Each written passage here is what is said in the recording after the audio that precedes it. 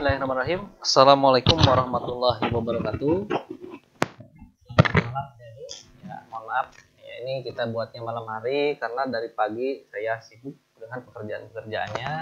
Jadi malam kita rekaman, kemudian kita edit, kemudian kita upload. Itulah beratnya memberikan materi pembelajaran di masa corona ini ya. Jadi jangan berpikir guru tidak bekerja, justru capeknya luar biasa karena siang kerja, siang malamnya juga harus bekerja untuk menyiapkan materinya ya.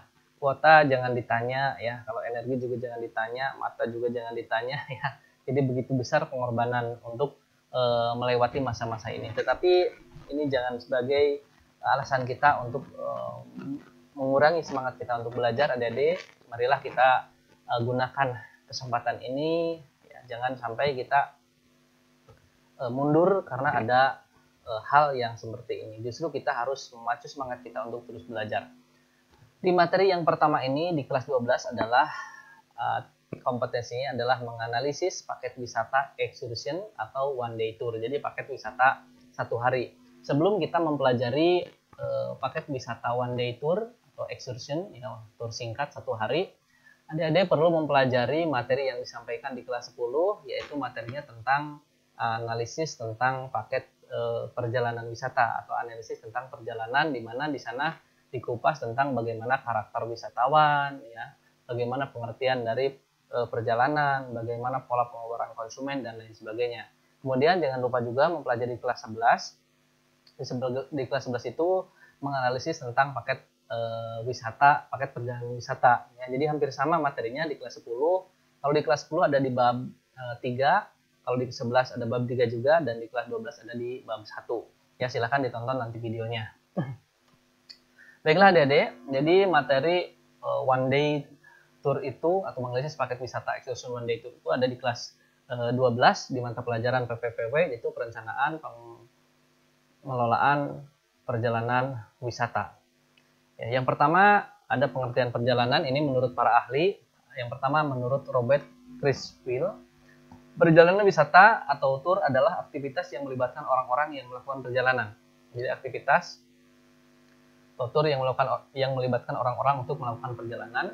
Yang kedua, bahwa perjalanan wisata atau tour sebagai suatu produk adalah suatu rencana perjalanan menuju satu atau beberapa tempat ya, dan kembali ke tempat asal. Yang ketiga, tour sebagai suatu perjalanan adalah suatu kegiatan perjalanan yang mempunyai ciri-ciri tersendiri dan memberikan warna wisata yang bersifat santai, gembira.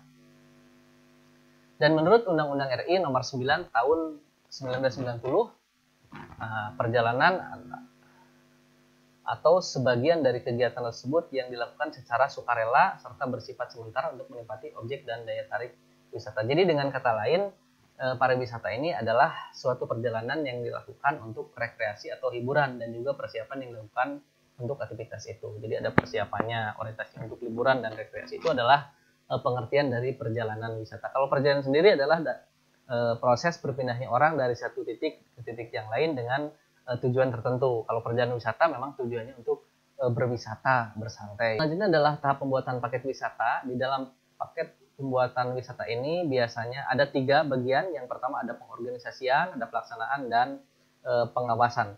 Sebetulnya di dalam teori manajemen menurut J.R. Terry dikenal dengan POAC, yaitu Planning, Organizing, Actuating, dan Controlling. Planning itu adalah perencanaan, Organizing adalah pengorganisasian atau pendelegasian wewenang, kemudian Actuating adalah bagaimana melakukan kegiatan yang sudah direncanakan, dan Controlling. Nah, Controlling ini adalah mengevaluasi bagaimana proses tersebut supaya bisa berjalan sesuai dengan perencanaan. Nah, namun di dalam tahap pembuatan paket wisata ini hanya ada 3, yaitu tahap pengorganisasian. Apa saja sih yang harus dilakukan pada saat tahap pengorganisasian? Yang pertama adalah menentukan destinasi wisata yang akan dikunjungi, ya, dengan menyesuaikan durasi waktu dari wisatawan. Jadi yang pertama tentukan dulu destinasinya mana saja nih yang akan dibuat oleh kita yang akan buat paket wisata. Yang kedua, menentukan restoran atau rumah makan ya, karena mereka biasanya akan makan. Tentukan dulu rumah makan apa, rumah makan yang mana, menunya menu apa ya. Yang ketiga, harus tahu dulu berapa sih durasinya ya, how long ya, berapa lama ya. Dan yang keempat itu tentukan harga Ini cost-nya itu cost per pack atau cost per activity ya.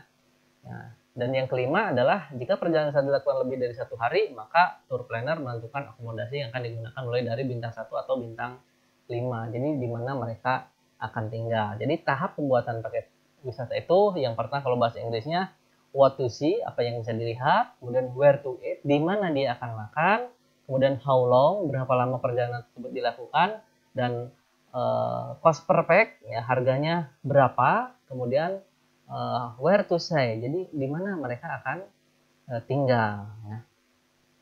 Yang kedua adalah tahap pelaksanaan. Jadi tahap pelaksanaan ini adalah tahapan eksekusi ya. Setelah diorganisir, paketnya sudah jadi, kemudian kalau ada yang membeli maka itu dilaksanakan sesuai dengan perencanaan. Yang terakhir adalah pengawasan. Ya, kenapa ini harus diawasi? Karena untuk memastikan kualitas ya. Karena biasanya paket wisata disusun itu dengan mempertimbangkan berbagai aspek. Kalau misalkan ada yang tidak sampai ke sana, maka paket wisata biasanya kualitasnya agak berkurang. Nah, kemudian di dalam penentuan perjalanan wisata ada faktor pendorong dan ada faktor penarik ya. Jadi faktor pendorong kegiatan perjalanan wisata itu adalah yang pertama dia ada escape, jadi ingin keluar dari kebiasaan. Nah, jadi escape ini pengen keluar dari lingkungan yang menjemukan, jadi pengen mencari suasana baru ya. Yang kedua adalah relaxation, jadi keinginan untuk penyegaran ya. Ada juga mendorongnya untuk playing, jadi pengen bermain-main kekanak-kanakan untuk menghilangkan kejenuhan. Ada juga strengthening family bond atau visiting friend and relation, ya berkunjungi sahabat. Ada juga yang memang karena mendorongnya oleh prestise atau menunjukkan gengsi seseorang. Ada juga social interaction untuk berinteraksi dengan masyarakat yang lebih luas. Nah, atau ada keinginan untuk bertemu dengan orang-orang yang bisa memberikan suasana yang haru, romantis. Ada juga educational opportunity, itu ingin mencari pendidikan ya, atau mempelajari daerah lain yang memang belum. Ya, kalau self fulfillment adalah keinginan untuk menemukan jati diri sendiri ya. Kalau wish fulfillment adalah untuk mengaplikasikan dari jati dirinya, itu adalah yang mendorong orang untuk melakukan kunjungan wisata. Ada juga ada financial security, itu karena dia memiliki kemampuan finansial. Kalau nggak punya finansial dia nggak akan menjadi pendorong ya. Ada juga leisure time atau memiliki waktu yang luang untuk melakukan kunjungan wisata. Kemudian yang ada juga yang jadi faktor penarik perjalanan wisata atau pull factor. Yang tadi push pendorong, kemudian ini ada pull factor adalah yang menariknya. Yang pertama adanya cuaca atau iklim dari destinasi yang memang berbeda dari destinasi tempat dia berada. Yang kedua adanya transportasi dan akses ya. Kalau nggak ada transportasi dan aksesnya itu tidak akan tertarik untuk dikunjungi karena sulit. Yang ketiga ada atraksi wisatanya. Yang keempat ada amenitasnya, yaitu fasilitas penunjang yang ada di destinasi wisata. Kemudian ada aspek kelembagaan dari kepariwisataan, jadi ada semacam promosi ya. Jadi itu yang membuat orang tertarik karena ada promosi dari para pelaku wisata. Dan ada lingkungan hidup yang alami dan buatan. Ini yang menarik karena memang biasanya tidak terdapat di tempat asalnya. Kemudian bentuk-bentuk perjalanan wisata dari segi penyelenggaraan wisata itu dibagi menjadi 5. Yang pertama ada ekskursi, yaitu perjalanan wisata jarak pendek yang bisa ditempuh kurang dari 24 jam. Jadi singkat, hanya 1 hari. Yang kedua ada safari tour, yaitu perjalanan wisata yang diselenggarakan secara khusus dan dengan peralatan yang khusus pula. Yang ketiga ada cruise tour, yaitu perjalanan wisata yang dilakukan dengan menggunakan kapal pesiar, yaitu berpesiar dari satu negara ke negara yang lainnya. Kemudian ada youth tour, jadi youth tour ini adalah tour yang tujuannya berkumpul antara sesama orang-orang yang muda. Dan yang kelima ada marine tour. Marine tour ini adalah wisata bahari atau wisata lautan, orientasinya memang untuk menikmati suasana di lautan. Kemudian contoh perjalanan wisata excursion, jadi contoh paket wisata one day tour itu seperti apa sih? Ini ada 2 contoh. Yang pertama ada paket wisata one day tour Yogyakarta, Jawa Tengah, ya, itu biasanya dari Candi Borobudur, kemudian ke Pulen Sentalu dan Lavatur. Ada 3 titik, itu bisa ditempuh dalam waktu 1 hari, misalkan dari jam 8 sampai jam 3 sore atau jam 4 sore. Kemudian ada juga paket wisata Ubud ya. Paket wisata Ubud one day tour itu dari Museum Blanko, kemudian ke Pasar Seni Ubud dan Monkey Forest. Biasanya ya sekitar 3 lokasi dan waktu tempuhnya biasanya hanya 1 hari. kalau nggak dari jam 7 atau jam 8, maka selesai akan jam 3 atau jam 4. Yang berikutnya, apa sih analisis yang harus dilakukan oleh seorang pelaku pariwisata untuk paket wisata one day tour atau paket excursion? Dan bagaimana pengambilan keputusannya? Yang pertama yang harus dianalisis adalah bagaimana sih tipe turnya? Apakah turnya tur yang singkat, turnya berdasarkan usia, tur berdasarkan jenis kelamin, dan lain sebagainya. Yang kedua, dihitung berapa sih jumlah wisatawan dan jenis kelaminnya. Ya. Jadi jumlah wisatanya ini untuk menentukan berapa banyak meal makannya, kemudian menentukan sarana transportasi apa yang akan digunakan. Jenis kelamin juga ini berhubungan dengan karakter ya. Biasanya karakter kalau banyak perempuannya biasanya dia akan dibawa ke tempat berbelanja. Kalau banyak laki-lakinya ini akan berubah ya perencanaan. Dan yang ketiga harus dipastikan dianalisis tanggal dan jam kedatangannya ya. Jam berapa nih tanggal berapa dia akan memulai perjalanan, jam berapa dia datangnya, dan harus selesai jam berapa. Karena ini biasanya berhubungan dengan tiket yang telah mereka pesan, baik itu tiket pesawat atau tiket kereta. Jangan sampai setelah mereka beli tiket kereta kita telat untuk mendrop atau proses mengantarnya ke bandara. Dan yang keempat adalah membaca kondisi paket wisata yang diinginkan. Jadi paket wisata seperti apa ini harus jeli dianalisa ya, karena biasanya paket wisata ini sudah jadi fokus kita hanya menganalisisnya saja ya. Jadi paketnya seperti apa. Kemudian cek mailnya ya. Apakah sudah termasuk breakfast atau belum. Kalau misalkan belum termasuk breakfast, otomatis pada saat dia akan melakukan sarapan pagi itu harus diekstracas, harus dibayar ulang ya. Kemudian baca baik-baik permintaan type of mealnya. Jadi makannya pengen apa. Misalkan kalau di daerah pantai ada orang yang nggak seneng ikan, atau ada orang yang nggak makan buah-buahan atau nggak makan daging ya, atau vegetarian, itu harus betul-betul diperhatikan. Jangan sampai ketika tamu akan makan dia mendapatkan kekecewaan karena tidak sesuai dengan permintaannya.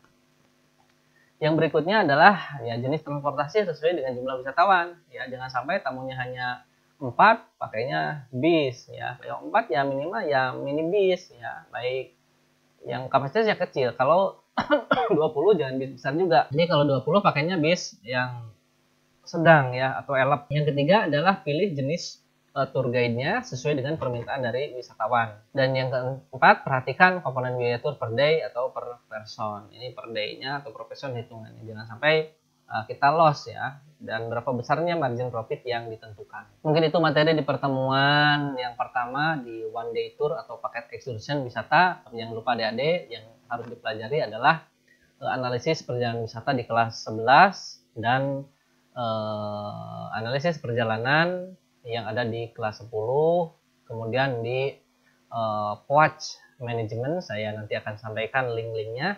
Terima kasih. Wassalamualaikum warahmatullahi wabarakatuh.